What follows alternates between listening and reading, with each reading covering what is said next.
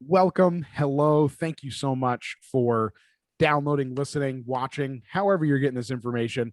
Really appreciate it. Another fantastic episode ahead of us here on the Strength for Your Purpose podcast. Really excited for this one. We've been having some really cool discussion type talks here recently, less like Q&A interviews and more like discussion, which I'm really enjoying.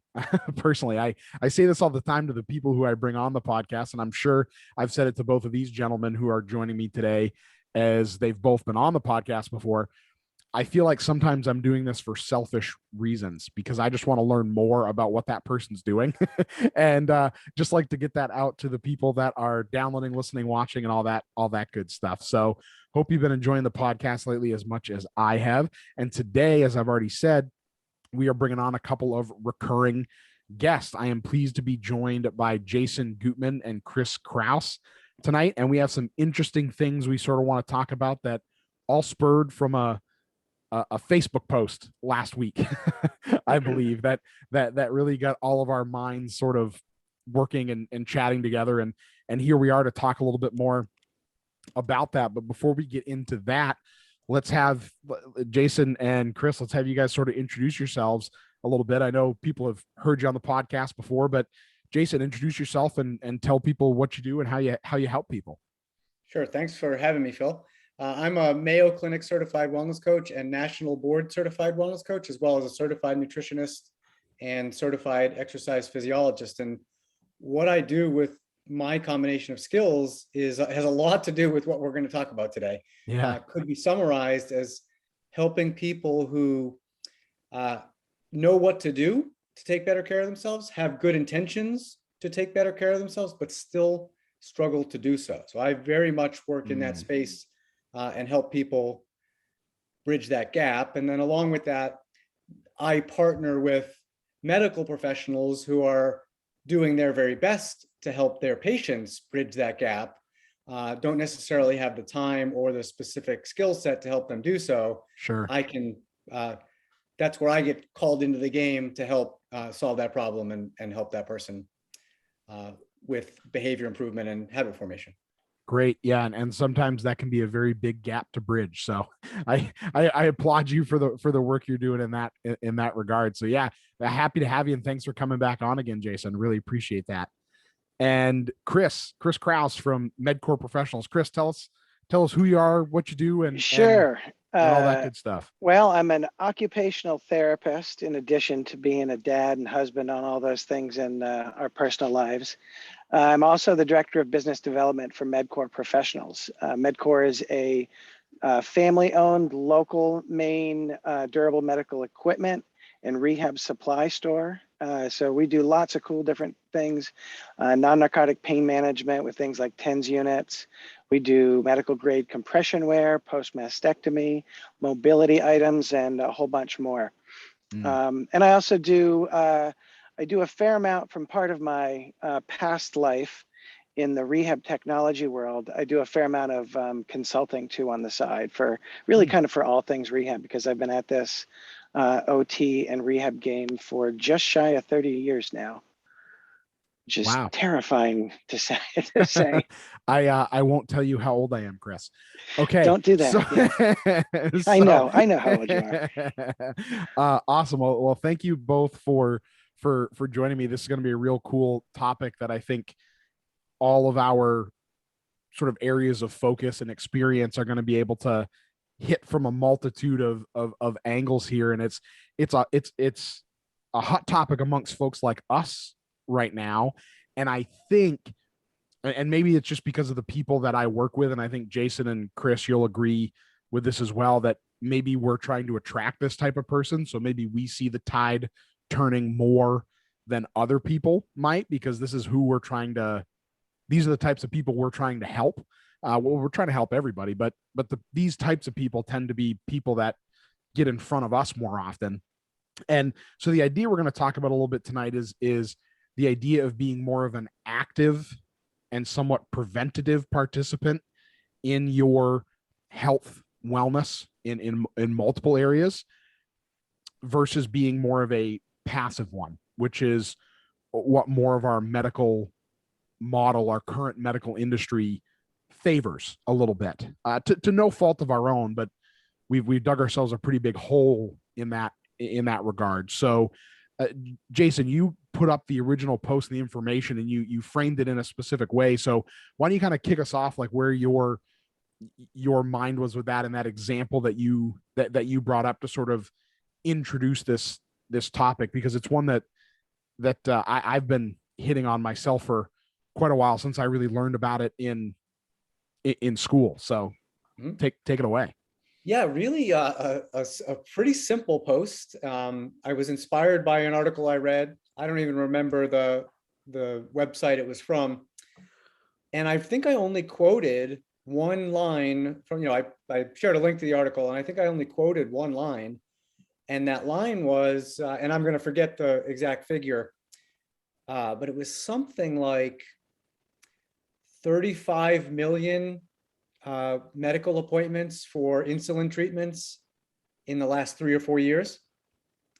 And so that just showed, a huge scope of people being treated for type 2 diabetes. And it was specifically for type 2 diabetes, people being treated for type 2 diabetes.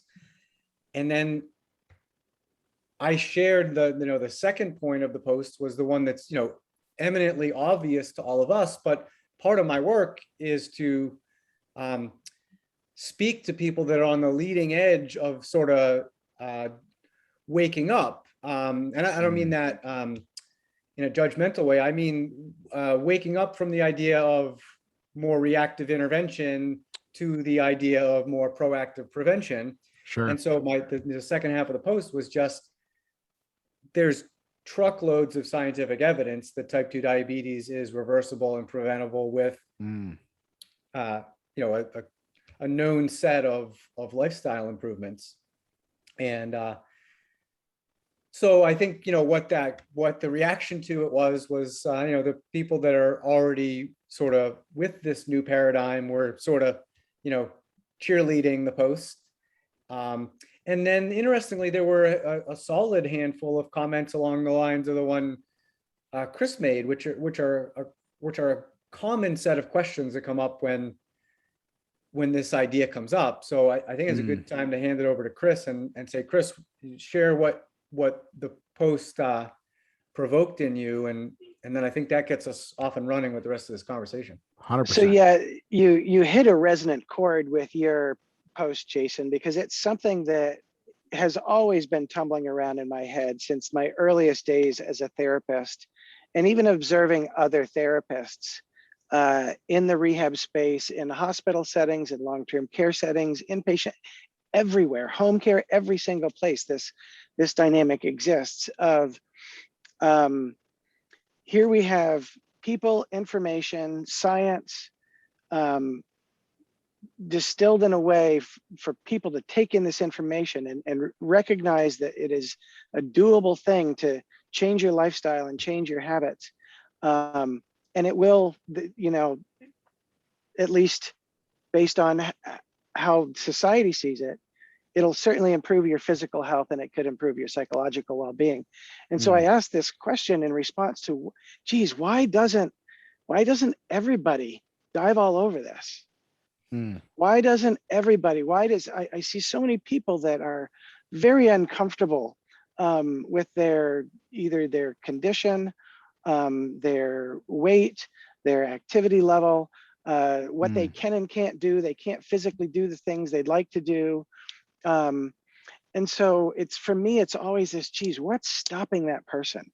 What is it? And like, if I had one goal out of anybody listening to this, and the three of us pontificating about these things, it would be enough of a catalyst, of a spark in somebody's mind to go, maybe it is doable. Maybe I can do it differently.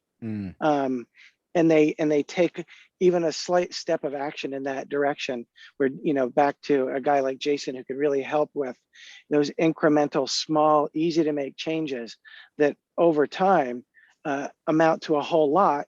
And a whole lot could just very well be not being in a state where you need insulin injections anymore. Right. And having an overall sense of health and well-being that is attainable, but seems unattainable at the moment from the current vantage point based on where that person is. And so I ask these questions of like, why, how do we combat that? How can we get around that? How can we pose the information differently? Because it's unique for everybody. Yeah. No, that's very true. And, you know, my mind with all of these questions that you pose there, that both of you posed in this discussion is, and I mentioned this at the top, is our medical system has been very much set up to be reactionary, right? The there's not enough, and people listening to this, and all of us have heard probably time and time again, we're not prescribing enough exercise, or we're not prescribing enough lifestyle changes, which is true. But even if we did that, the idea that a majority of our medical system is based in the insurance reimbursement world means that the insurance doesn't pay for those things. True. Which has always blown my mind, because it would save them a lot of money in the long run, right? They might have to pay a little more upfront for those types of things. But in the long run, if we had less people needing multiple medications for multiple different lifestyle diseases, needing more frequent medical care to manage those diseases beyond just having the medications that are being paid for, less people, you know, having longer hospital stays to recover from things that they could recover from quicker if they were healthier in those regards, right? All of these things would, you know, if they would get everyone a pay for everyone's gym membership and even just pay for preventative treatment in general, those insurance companies would save a lot of money. And more importantly, I think this reactionary treatment model or mindset, it's really more of a mindset, I think, than anything, wouldn't be so ingrained into our society. I think you're right, Phil, but I think it's also, it's even more nuanced than that, because there are insurance plans and providers that now invest heavily in the prevention side of things. I've worked for employers where we got Fitbits. It was given to us, and if we had, you know, calls with a health coach, and we met those calls every so often, it would reduce our cost for the benefits. So there's some of that out there. Some of it, but even in spite of that, even if you turn that on its ear, there's still a hesitancy to throw themselves into those types of resources or to even apply them. Yeah. But that's getting back to the human nature thing, and the medical model the way we are now. What's interesting to me is we know things now that we didn't know back then. You know, you go back far enough, and medicine almost had to be reactionary. And gradually over time, we've figured, well, I broke my leg, I got to go get, somebody's got to fix it. Right. And, you know, then we figured out, geez, after your leg's broke, if you do certain exercises, you can get better faster. And then you have this evolution of, you know, knowledge and prevention and the right foods and all that stuff. And yet still to today, is that what it just is? Is it's part of this evolution now where we have this information, and it's guys like Jason that we've got to get enough Jasons out there to give us this information. Right. So till we start believing it over time. Maybe that's part of it. We just have to hear it enough times. Yeah. I think people like us talking about what we're thinking of as this new paradigm of the more proactive prevention-based paradigm is important. You know, I think anything we look at, right, has early adopters, and something, you know, at any given time, it's like, oh, only 10% or 20% of the population are doing it, but a generation later, 40% of people are doing it, and 2 generations later, 75% of people are doing it. So we might be on our way there. I think, you know, part of I'm interested in, you know, in shifting to the things you're alluding to of what can we have people walk away from this that are a good answer to this question. But I'll indulge a moment in, you know, what's making it so hard for people. And I think one way I answer that in a sentence is medicine is so good. And what I mean by that is, in 2020, if you're diagnosed with type 2 diabetes, you know, to play off the example that started this conversation, if you're diagnosed at age 40, you could live for 50 years with minor complications. It's a really good point. Yeah. Yeah. And so what's going to follow with this will make sense to both of you and probably most people listening, which is there's this aspect of human nature, which is, and I would venture to say animal nature, or even the nature of any living organism, which is we want to conserve energy. If we can accomplish task A with X energy instead of X times 1.5 energy, we'll do it that way. And I think I'll say this in the most direct way, it's a little bit graphic. If it was more common that people were having toes amputated in midlife, the energy seesaw to take action on the preventive side would be tipped in favor of that. Yes, it becomes an untenable equation, right? You put in a lot of energy now for 10%, 20%, 30% better quality of life. Whereas without medicine being so good, that energy was the difference between a very dramatic, life-altering kind of surgery. Yeah. Yeah.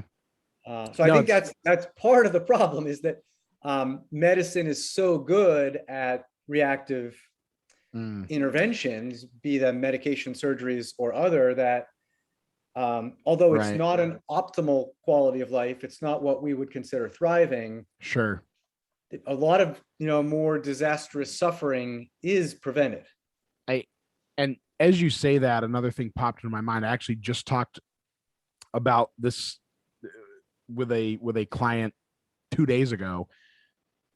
The idea that, going back, one of you had mentioned, I think Chris, you had mentioned that initially kind of medicine had to be reactionary, right? Because we didn't have the technology and the way to study all this that we do now. And the generations of people who went through those changes, those advancements in our medicine to get it where it is today, to Jason's point, are, the 75, 80, 85 and up crowd that are still around today because the medicine got so good. Yeah. And that generation, I know you both will have experienced this quite a lot throughout your careers. The gospel and the word of the doctor were almost on the same level, right? Yeah. Like the two things that you took to heart were the gospel and the word of the doctor. I see this in my grandparents all the time. Yeah. All the time. It's almost like pulling teeth, even for me, to tell them something that might differ a little bit than what the doctor told them, even though that's not the doctor's area of expertise per se. So I think what we're seeing, and to another point that we've made a little bit, tying it back into this, is I think it is going to take a little repetition over time of showing people that there is a better way. You have to put more effort in, but there is a better way, because I think you all would agree that people probably under the age of 50 are the people that are way more likely to reach out for that preventative stuff than the folks over that age, that sort of line in the sand, so to speak, because you hate to say it's generational, but those folks have been in that reactionary model for so long, and it was just taken to heart that this is the way that it has to be done, and these are the things that happen inevitably as we age, and there's nothing we can do about it. When folks like us know that not all of that is true, and so many of those things can be changed, but they were all told for so long, and their parents before them that grew up in that reactionary model, that there's probably a certain people here where it's going to be really hard to, for some people, almost impossible to break out of that mindset and that mold. But do you both agree that the younger, I used 50 as an example. I don't know that. I'm kind of, guesstimating that age, but is that why something do you that keep you both pointing at me when you say 50? I'm not, just a random line in the sand. No, here, I know Chris. what you mean. No, but I'm 51, 52. I don't even know. Who's counting? But no, I think about it in those terms a lot, Phil, because I'm, of that age that's kind of got one foot on both sides of that fence. I can still relate very well to the senior population. It helps that I spent the better part of 30 years working with them as part of my career. Right. And I really find especially over the last 10 years, I gravitate towards younger people and younger clinicians in the workspace because of their open-mindedness. Whereas the older generation, as we go up the scale, starting with my middle-aged guy friends, we get to be very, it's like we're in a hurry to be old guys. Get off my lawn, and, Right. There's this sort of a cultural, societal willingness to make that change. And I'm of the mindset of like, I don't want to do that. I want to figure out how to like inspire people and for people to watch this and go, hey, maybe there is something I can do. Maybe it is, a difference in a few minutes a day, small changes and little bits of learning how to eat the right things and, spending less time stressing over stuff and a little bit more time like in the moment. So, it's just, I think, the more we talk about it, the more I think it's evolution at work.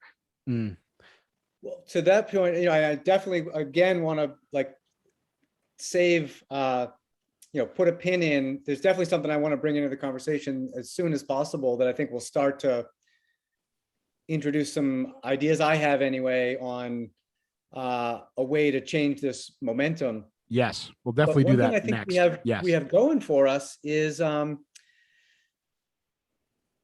pain does motivate, right? Like, I mean, when we start to feel, and I mean physical pain, I mean mental pain, I mean emotional pain, I mean financial pain, relationship pain, any kind of pain, right? When things start to go haywire, we start to say, I need to do something differently. And although medicine is so good and we don't have as much of the kind of pain I was talking about earlier, Phil, when you were talking about, sort of the insurance systems and all of that, what we are having is more financial pain. The average person is now saying, I'm paying so many $100s in a premium. I have such an annual deductible. And when I go, I don't really get much for, if I go, I don't get much for this. So that is getting some people to say, there's got to be a better way to cultivate my well-being than paying a lot of money for very little service. That isn't necessarily in the direction of what I'm really learning is what's important, nutrition, exercise, stress reduction, these kinds of things. And so there is a leading edge that is starting to feel that financial pain and is shifting where they're willing to spend their money on, where they're willing to spend their time on, what kind of information they consume. And I think that's why some people will even listen to this conversation. So as much as there is a big crowd not ready, but there is a burgeoning crowd that is ready for this, for sure. Yeah, no, and I'm glad you brought that up specifically, that sort of change that we're seeing in that insurance-based model, because that's why I kind of brought that up in the first place. Is our system is rooted in that, but the system is starting to fail a little bit because of what you just said. We pay all this money and then we have to pay more money, and then even then they're probably not going to cover everything. Where I could go and put that money elsewhere, it's probably going to be cheaper when you look at the total cost of everything, especially because those insurances that are set up the way you said don't cover any preventative services. They don't care that you're able to run with the grandkids. They want to make sure you can put your clothes on and walk down the stairs okay. That's it. That's their idea of quality of life. But the shift there is there's a divide now that there didn't used to be, right? There's that gap now where what am I actually getting out of this? And is there a better way, which kind of brings us to this sort of natural switch and some of these things that you wanted to talk about, Jason. So that's why I want to jump into that. I think it's important what we just talked about, because we have to understand, where this is coming from. And some people out there listening might be going, yeah, maybe I do feel that way. Maybe I am starting to see that. And they're, if we understand why the shift needs to take place, putting to action some of the things we're going to talk about here in a second to make that shift happen are going to be that much easier. So let's dive into that a little bit. What are some of those things, Jason, that are a part of that shift and that are going to help facilitate that shift for people? Yeah, and this came up a little bit in the comment section of that Facebook post. And you know, it's come up in the beginnings of this, or the seeds of this have come up in our conversation a little bit. So because the more specific question, the frustrated question a lot of people ask is, with all the information available, why isn't that enough to motivate a person to take action on this kind of stuff? And I don't mean this flippantly, but part of the answer is information isn't enough. And this can be explained with a concept from the study of motivation called instrumental benefits and experiential benefits. And instrumental benefits are what you get from doing this. So an example would be, I exercise because it prevents cardiovascular disease and dementia. So I do this to get this later, right? Right. Experiential benefits are, I do this for the experience of it. So that would be, I run because I love the feeling of running in the woods with my friends. So this is a huge concept in helping motivate someone, because we're closing the gap between the essentially the action and the reward. We're making the reward much more proximal. Because, you know, you talk to a financial advisor, for example, and they'll have the same frustration that we're having and say, why won't people save money when they're 26? Why won't people save it? Because it feels so far away, right? Yeah. So if you can start to work with someone in a way that helps them, well, and here's the challenge of this. The smarter a person is, the more well-educated a person is, the more a person prides themselves in being a rational thinker. And I consider myself all three of those. If you're not aware of this motivation concept, your tendency is to lean harder on information, to put it sort of crassly, to shove more information down the other person's throat, to plead. Don't you know how important this is? Haven't you seen? Can't you see this? The scientific evidence is so clear. And so I'll segue this slightly. This is in scientific studies, what they study is what's called how motivated is a person by a reflective attitude or by what's called an automatic affective evaluation. A reflective attitude means like using your rational mind, weighing the pros and cons. What's going to happen if I do this? What's going to happen if I don't do this? An automatic affective evaluation is fancy speak for doing something unconsciously because it's fun. And head to head in scientific studies over and over again, the reason people pursue these behaviors, the answer is both and, but it's more because of making automatic affective evaluations than it is making, having a reflective attitude. I explained this to a physician once who was having this conversation with me, the sort of, why can't I get my patients to exercise? And I happen to know him well and know that he loves to play ultimate Frisbee. And I answered his question by saying, when you get to the end of a workday and you go play ultimate Frisbee, do you go because you convince yourself that this is going to prevent cardiovascular disease and dementia, or do you go for another reason? And he smiled and said, no, I go because I like to be outside. I like the people there.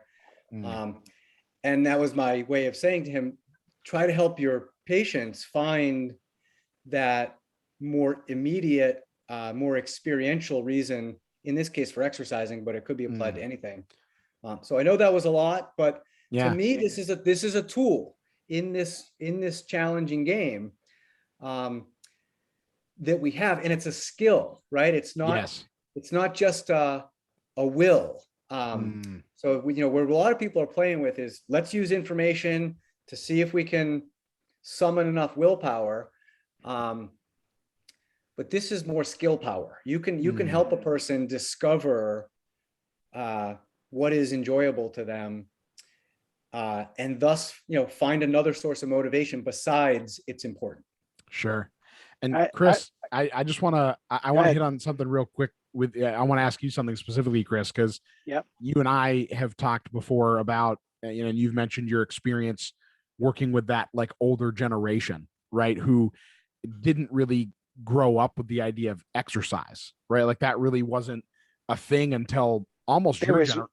There was one guy named Jack LaLanne. He made exercise cool back in the 40s and 50s. Right. But it was one person. There was really only one way to do it. And a lot of people, especially over here in New England, probably thought that was just a fad that the beach bums in California did. Right. It wasn't really like it was not universal mainstream thing by any stretch. Right. So my question for you is, do you feel, because this could be great for someone who's maybe listening to this and going, oh, that makes so much sense. I wonder if I could get my mom or dad or aunt or uncle or whoever in that older generation, how could I frame it for them?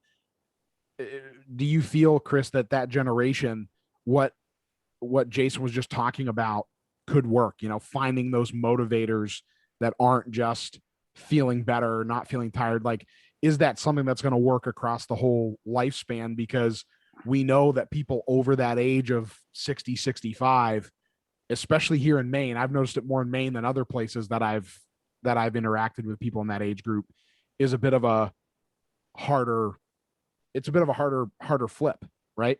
Right. The short answer is yes. It's obviously case by case basis because every individual is so unique in that regard, right? In all our regards, but it's, for all of this, sometimes it's packaging how the information and that skill power is provided. It's, for me, I always go back in my mind to this metaphor or analogy of vantage points. Like what I can see from here, I see so much more when I stand at a higher vantage point. Yeah. So for, it's kind of what I did in my old life with the rehab tech stuff. We're trying to get people that have dementia in that world.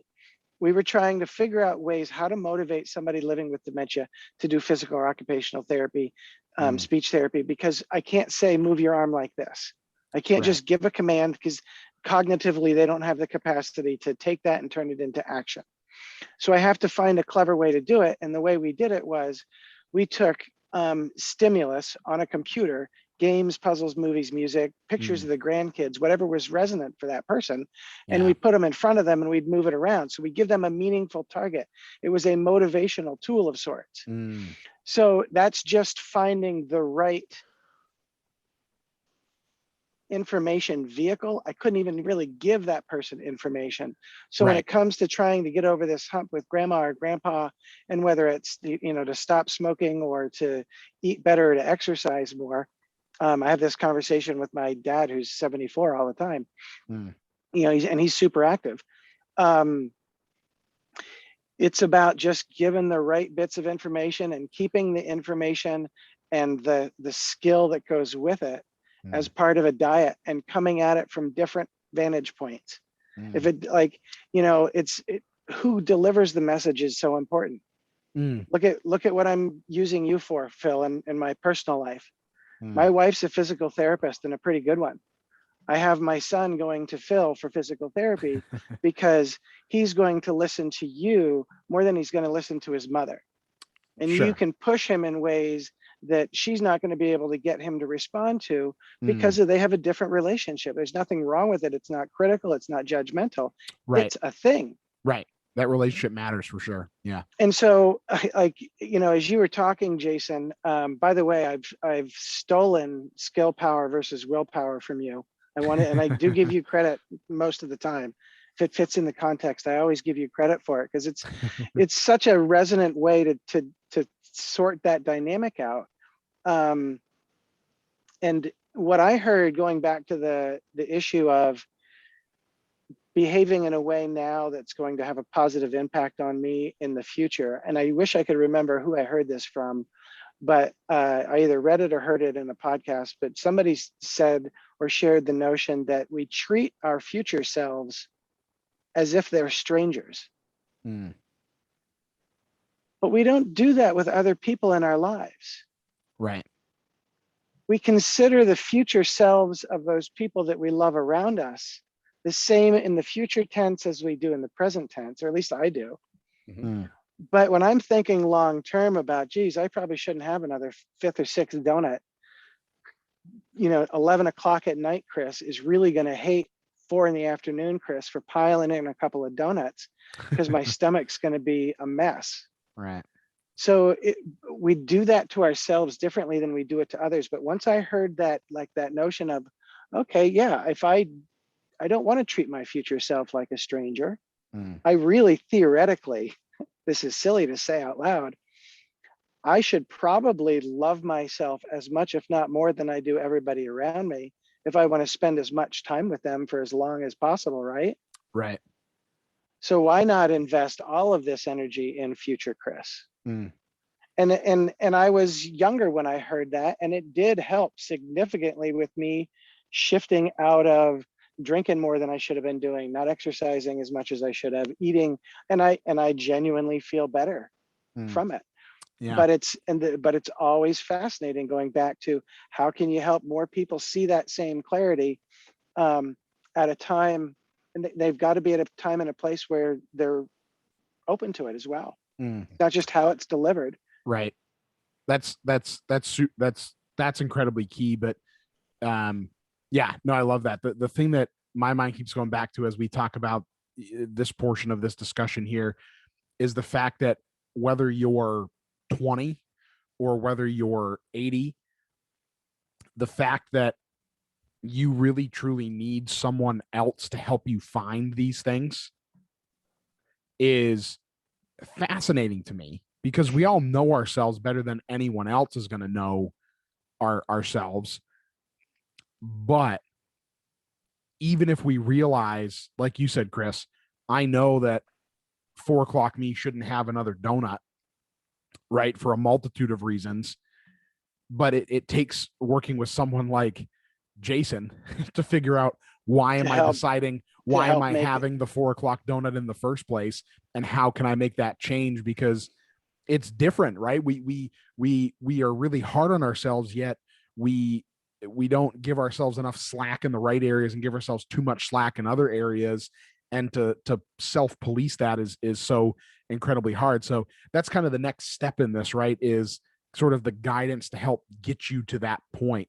And it's always blown my mind a little bit. And Jason, I bet you have a pretty good answer for this, but it's always blown my mind a little bit that we can't do that better for ourselves. And it is so powerful when it comes from someone else, and someone else gets us to that aha moment of, this is what it is, this is the problem, this is how we can address it. Oh, I start doing 1 or 2 things, it starts to work, and now the ball's rolling. So Jason, I know that's what you do a lot with people, and we all do that in our own way, in our own avenues, but on this topic that we're discussing specifically, I know that that's what you do a lot. So maybe you can speak to that a little bit. Why is it so powerful for someone else to guide us to that moment? That's a super interesting question, and maybe we need another episode for that, but let's talk about it a little bit. I think it's it's human nature. I've probably shared this train of thought with both of you at some point, at one point or another, which is the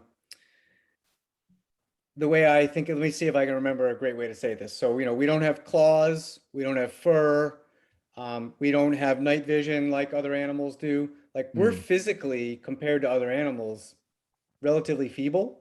Right. And what we've evolved to use to make our way in the world is each other, our ability to relate. So it is human to rely on one another mutually, to give support and receive support.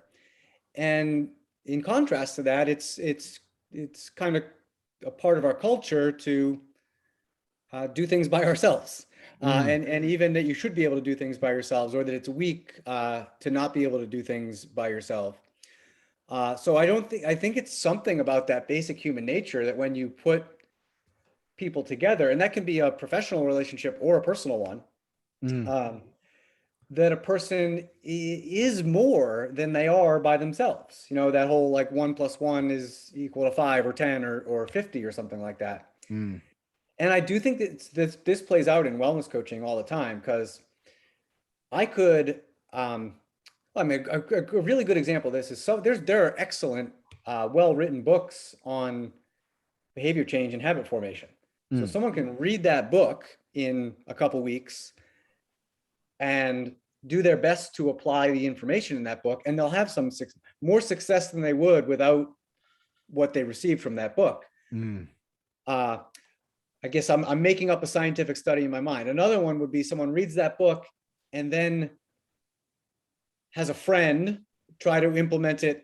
They do that together, like a buddy system. The third leg of the study would be, does it with a professional coach. Right. And then the fourth and fifth legs might be, do it with a friend and do it with a coach without having read the book. And what we would see here is that the way they talked about this in week 1 of the Mayo Clinic wellness coach training course where I studied, is that they put up a slide and they said 50% of your ability to help people is going to come from your ability to create an allyship, a partnership, a relationship rooted in trust with your clients. And the other 50% is going to come from skills in motivational interviewing, which is a form of conversation that helps draw out a person's motivation.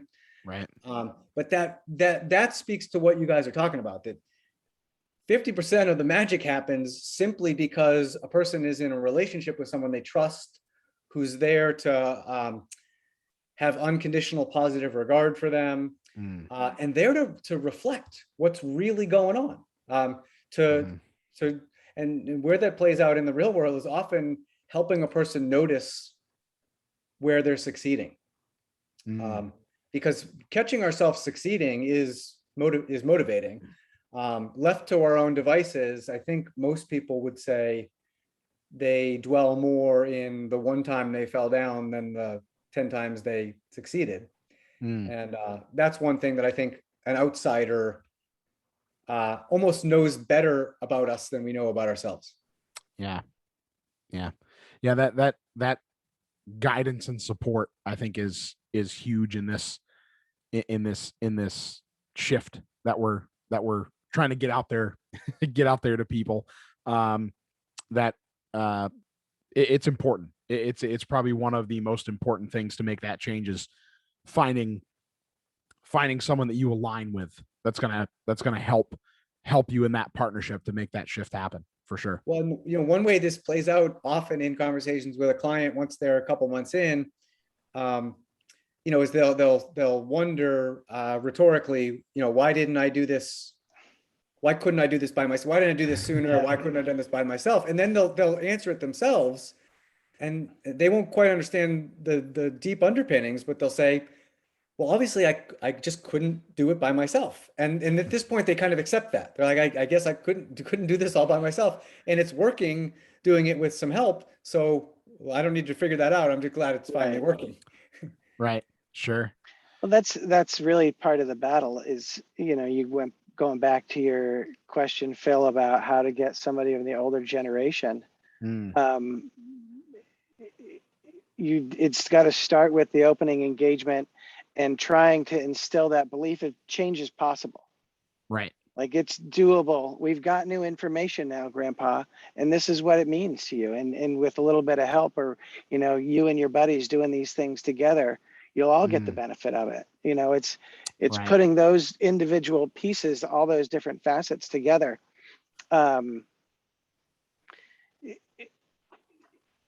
It's so unique to the individual and even the individual moment. Like, you see it even when you've worked with people. You guys have probably both worked with people for extended periods of time, over courses of months, in some cases for me, doing rehab with people. And it's a day-to-day shift, and it's just riding those day-to-day waves of, we all have these changes in motivations and things like that. And just kind of, it's really important for people to understand that it's okay to have all of those setbacks and things, and that it's staying the course. And that the rough patches, whether it's an exacerbation of an existing condition, or just, not sleeping good and having a rough day the next day, that it's like weather that's going to pass. The weather stinks when it stinks. It can be cold and rainy and nasty and wet, but it's not going to last that way forever. And then there's ways that you can start to apply yourself towards improving the weather in that case. Yeah, and the word we haven't really brought up that I think helps with this is simply accountability, like having a container. So I'm imagining someone in a inpatient rehabilitation setting. They've got nothing else to do except that's their job, is come and work out with me. Right. But this other stuff we're talking about, of someone who's doesn't have any bones sticking out of their legs, doesn't have an acute, they're going to work, their household is functioning. There's a lot of things pulling them away from, I could eat better, I could exercise more, I could sleep more, I could rest more. Right. And that, a lot of things pull, whereas an engagement, whether it's with a community group, with a buddy, with a coach, with another professional, creates all right, for the next 3 months or 6 months or whatever the arrangement is, I'm in this thing.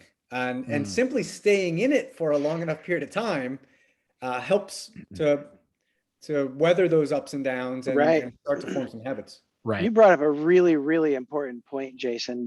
Because we just covered pretty far ends of the spectrum of people's condition there. We have somebody that's in an inpatient acute rehab perspective. They're kind of in a bit of a survival mode. They're beyond the staying alive part, but getting their life back together in any semblance. So they, in themselves, in that moment, are the priority. The other end of the spectrum, you described this, the single mom, or any one of us with a family and life and career and a commute and all those things. We take ourselves, going back to what we were talking about earlier, and we put ourselves at the back of the line of all the things that need to get taken care of. Yeah. I'll get to exercising when I get the kids off to school, when I get this done, when I get the chores, when I fix the leaky faucet, then I'll get to me. Until then, I don't know if I got time. Yeah. So it's go ahead, Jason. I want to take this back to paradigm. that idea of energy efficiency, and that we talked about earlier, and what Phil brought up here of why, why this exploration of why is it so helpful to have someone helping you. It occurred to me that part of that is that the other person is adding some energy, is taking, is helping flip that teeter-totter in your favor. Right. And that's often a way I describe wellness coaching, is that I'm your training wheels while you're learning to ride. And I'm sure occupational therapy is like that in many ways, and physical therapy as well. And that's what, that's a cool thing about being a person, is we can be another person's training wheels when they, if we have a specific professional skill set, we can be that professional set of training wheels. But even in our friendships, I think that's a role we're playing for each other. Yeah, that's why, it's Definitely. probably a great point about friendships and just social connection and stuff, and how valuable that is towards overall happiness and wellness. Right. 100%. And, I think that last little bit there really, really brought things full circle here for us. And just thinking through some of the big sort of take home points that people could take from this conversation is that I think we are seeing a tide turn here a little bit. I think the powers that be that might even be quote unquote stuck in that old system, that reactionary system, that, medical insurance system, are seeing the need for the tide to turn. I think the people out there are seeing the need for the tide to turn, and that all of those things are attainable through a combination of finding a person that sort of speaks to you, that can, give you some of that energy, turn that tide in your favor a little bit, help you find that aha moment, what's important to you, and how this can change, show you that it can change, and then show you proof that it's changed. that accountability, that support, the guidance that you get from that, and then doing it in an avenue that you enjoy, right? That you're actually going to want to put that time into. I think that combination of things right there, for people listening to this that aren't like us trying to fight the good fight. And if you are out there trying to fight the good fight, keep fighting it, because we're going to. that's how we change this tide a little bit from a societal standpoint. But from an individual standpoint, if we have that combination of someone who really speaks to us and can speak to and help our problem, give us the right kind of guidance, support, and accountability that we need to address that problem, and help us find a way to do that we're actually going to get that's actually going to fill our cup in some way. I think that combination of things is really important as people are trying to navigate this themselves. Totally. Yeah. Awesome. Totally. Anything else to add there, guys? I think that was a great conversation. Yeah, I'd like to add, I appreciate the invitation, Phil, and the opportunity to talk to both of you guys. I hope that folks take away from this that changes and improvement in any of the aspects of your life that you may be struggling with are wildly makeable. It is wildly doable to make improvements. It would be wonderfully, easier for folks if everybody had a Jason Gootman. I'm pointing up because that's where he is on my screen. But having a coach or a Phil, like somebody like you to guide through, it's really critically important. It's really doable for people. And I hope that people come away from a conversation like this a little bit inspired to hitch their wagon up to somebody else and make some real changes for themselves. Well, I didn't have anything to add before that, but that was powerful, and I would just echo it, because it's very easy to be, exasperated and wonder why more people won't make these changes, and it's very possible to be cynical. I'm neither of those, not because I'm a Pollyanna, but because of what Chris just said. I see it.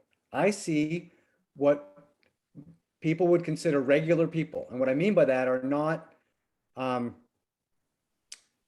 nutrition junkies or exercise junkies. These are not fanatics. These are very regular people. And these are people that haven't necessarily focused on these areas for a decade or 2 decades. And I'm not saying that they make massive improvements overnight, but they make significant improvements almost immediately by getting in the game. And those significant small improvements snowball and snowball and snowball. So that's why I'm not exasperated and cynical, because I have the pleasure of seeing people make these kinds of improvements in ways that significantly improve their quality of life.